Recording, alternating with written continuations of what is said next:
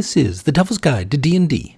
Devil's Delegate here, and yeah, I said the next time I'd be talking about the rogue subclasses, but I wanted to say something about Strixhaven while it was still pertinent. So, what's Strixhaven? Well, it's a setting for Magic the Gathering, and if things are like they were when I was a big Magic the Gathering player, nobody there cares about the settings. Lore doesn't matter. So I applaud them for using the lore that they built up for Magic the Gathering in Dungeons & Dragons. It's not the first time, but it's a good idea. And Strixhaven, A Curriculum of Chaos, is the brand new D&D source book, except it's not. For the entire book, all we are given is one race that doesn't offer anything new, 2 feats that are variations on things we've already got, 1 background with 5 variations that you will not use if you're not using this campaign setting, and 5 spells. That's it. That's everything that you can say is a part of a source book. The rest of it is just a campaign setting. Now, I'm not much for campaign settings. A lot of the fun of D&D for me is making up the world, constructing all those little bits. But if you like buying campaign settings and running in those, great. Then this is still not really for you. The setting is a magic college which has different houses that you can be in, and there's lots of mystery and dangers that you're not being protected from by the staff, and yeah, this is Harry Potter 2.0. So this is all really familiar. It's for levels 1 through 10, and it has you go through college. There's some combat and a whole lot of social interaction. There's a big dance. So if you want to play dating in your D&D world, here you go. Also, if you like NPC stat blocks, wow, are you gonna be happy. So many stat blocks. So it's a big release, and all you've got in it is a campaign that smells way too much of Harry Potter, and then just a couple things that pretty much anyone not using this campaign setting is ever gonna want to look at. So what the hell happened with Strixhaven? Well, what happened was the D&D community. Back in June, they put out the Mages of Strixhaven Unearthed Arcana, which contained 5 new subclasses, which were going to be the basis of this book. And they were something new. We were going to get a new idea, which was that you could use a subclass that wasn't based on your class alone, but rather on your school, which meant that you could use the same subclass for different classes. There would be one subclass that a wizard could use and a bard. Hey, out of the box thinking. And I kind of liked them. Now, they were definitely Unearthed Arcana subclasses. They could have used a bit of tweaking, but the community, not so happy. The backlash was huge and immediate. There was a lot of complaining. And all the negative comments weren't really about the subclasses themselves, but rather about the idea that you could have a subclass that could be used in different classes. So the designers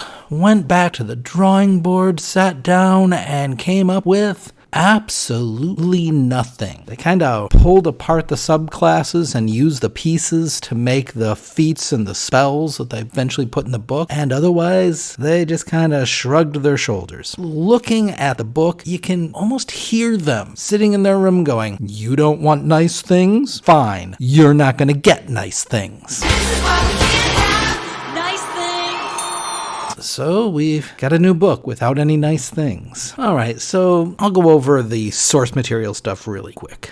First off, our one race is the Owlin, which had popped up before in Unearthed Arcana as the Owl Folk. It's like an Aarakocra, except instead of the 50-foot flying speed, it's only got a 30-foot one, and then it has stealth and dark vision. Problem is, those aren't really good traits, and any class that you'd want an Owlfolk for is pretty much the same one you'd want an Aarakocra for, and an Aarakocra is always going to be better. So the Owlfolk ends up serving one purpose. If you've got a game where the DM has outlawed the Aarakocra because they're just too good, you could say, well, instead of the 50-foot flying speed, I've only got a 30-foot. Is that okay? So they're the low-rent Aarakocra.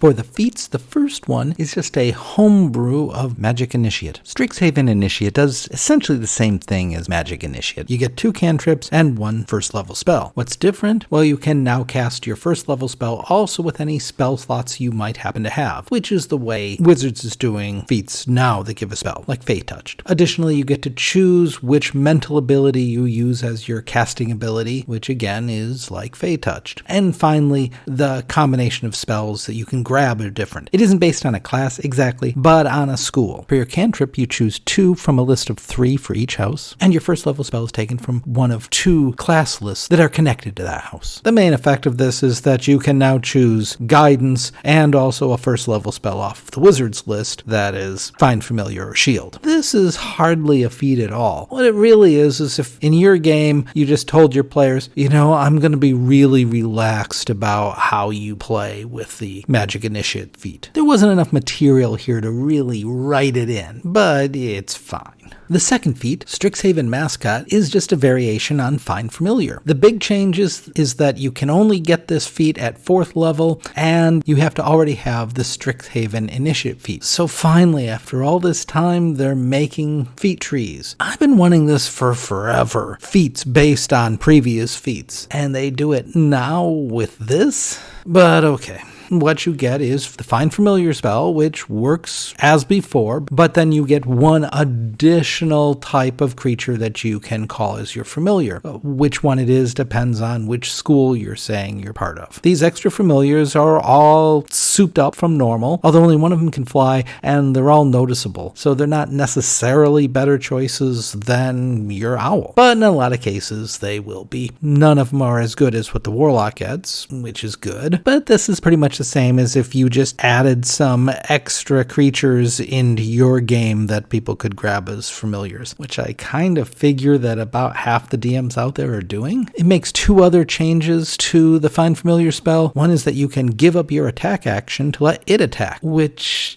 is almost always a bad idea. It doesn't attack very well. The only time this will ever come up as a good idea is if you're out of range and it can reach it, but normally you're not going to want to do this. It's really not much of anything. And the second is that you can swap places with your familiar as a teleport. That's pretty good. You can only do it once a day, so don't get too excited about it, but that's nice. And that's it. Not a lot of imagination going there, and once again, just feels like a homebrew of Find Familiar. All you had to do is in your game say, once a day you can swap places with your familiar. Okay? Okay. There's a couple other creatures I've got out of the monster manual, or that I've just made up that you can use as your familiar. Okay? Good. Got it. We didn't really need these in official materials. If you're playing in the Strixhaven campaign, then sure, they make sense. Outside of it, I wouldn't bother having anybody look at these. Those weren't very exciting. Get ready for some more not very exciting. It's also not very usable. And that's the backgrounds. These are fine for the campaign setting, but they're not usable outside of it. They are way overpowered compared to other backgrounds. No one designing a character would take anything but the Strixhaven backgrounds. The Strixhaven backgrounds are pretty much like any other background, except they give you for free the Strixhaven Initiate feat, and then they list a bunch of spells that go onto your spell list if you happen to be a caster. In case you haven't worked it out, Strixhaven pretty much just for casters. Now, I like the adding spells onto the backgrounds. Giving away a feat is fine. If you're allowing these backgrounds into any other campaign, then either you have to homebrew it to weaken the Strixhaven backgrounds, or you have to homebrew it to add a feat onto all the other backgrounds. So one way or the other, you're homebrewing it, and if you're homebrewing backgrounds, what do you need with theirs? Just make up your own then, if that's all it is.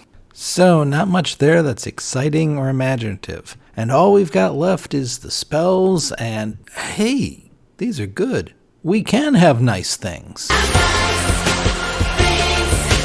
Let me take a look at these in reverse order of how cool they are. Kinetic Jaunt is a 2nd level spell which affects your movement, increases walking speed by 10 feet, you don't provoke opportunity attacks, and you can move through another creature's square.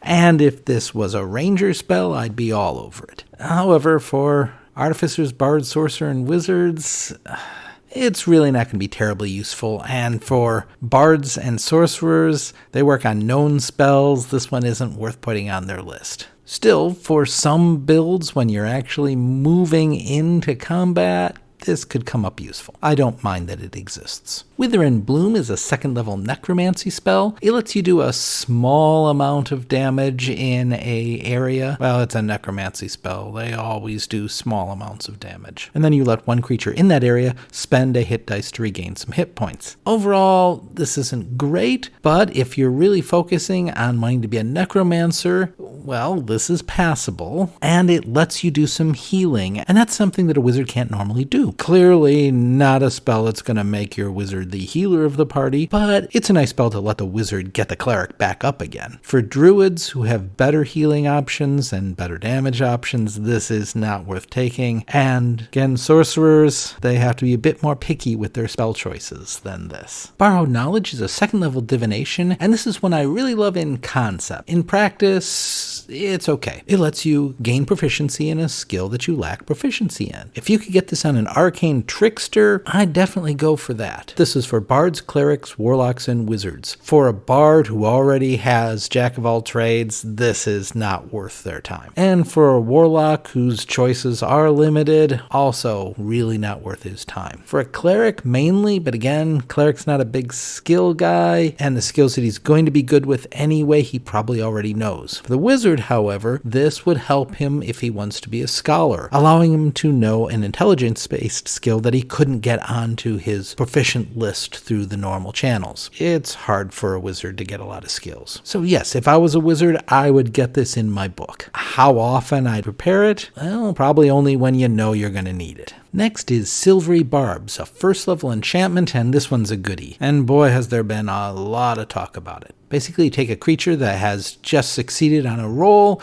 and you make it re-roll that roll. You can then choose a different creature, i.e. one of your buddies, and give them advantage on their next ability roll, attack roll, or saving throw that it makes within a minute. Okay, as been stated by everyone who's looked at this spell, it's good. It's very good. It's on the Bard, Sorcerer, and Wizard list, and I'd take it if I was any one of them. Is it overpowered? Is it too strong? No, it's not. And I've heard lots of craziness about this spell in the last week. There were people yelling that this was going to overcome legendary saves. No, why would it do that? A creature with a legendary save can just announce that it's saving from it. Sure, you can go ahead and make him re-roll the die, but he doesn't care because he's saved because he just said so. This is not overpowered, but it is very good. It's the first spell we've had in a while, which is a low-level spell, which is a certainty to go on a spellcaster's list. But that doesn't make it overpowered. It's one of the top 5 first-level spells for a wizard. It's not my number 1 choice, but yes, it's very good. For a bard, it's one of the top 2. So yes, we should be seeing lots of Silvery Barbs in the future. It's a good spell, but not insanely so. And not, I think, the best spell in this book. That goes to Vortex Warp, a second-level conjuration. Okay, this is a teleport spell, which are always good, and this is just about my favorite of them. Using this, you can get any of your team out of trouble. You can choose a target and teleport it to another space within 90 feet. There's a lot of things you can do with this. Someone on your team grappled? Not anymore. Someone on your team surrounded? Not anymore. Someone in your team to an acid pool? Not anymore. Is the enemy escaping and your melee fighter simply can't get to him? Well, if he's 90 feet behind you and the bad guy's 90 feet ahead of you, you can move him up to 180 feet. And yes, you can use this on your enemies too. This is an attack spell as well. Okay, it's not as good as an attack spell as is for saving and moving around your allies because your enemies get a save on it, but it's still pretty good. Remember, it says the chosen space that you're moving it to has to be surface or a liquid that can support the target without the target having to squeeze. There's a whole lot of liquids out there that your enemies probably don't want to be suddenly put into. And surfaces, hey, you can teleport it to a surface. It doesn't mean that surface is going to continue to exist in a minute. Vortex Warp gives you great battlefield control. It's an attack. It's a save. It's one of the better spells we've seen in a long time. Actually, so is Silvery Barbs. And I highly encourage you to put these into your game because because I want these 5 spells to be normal, accepted, the regular type spells that we all use and love. And that's it. That's all the book offers. 5 spells are nice. Next time I will be back with that listing of the rogue subclasses, and until then, relax, hang out by the pool, hang out at the strip club, normal life.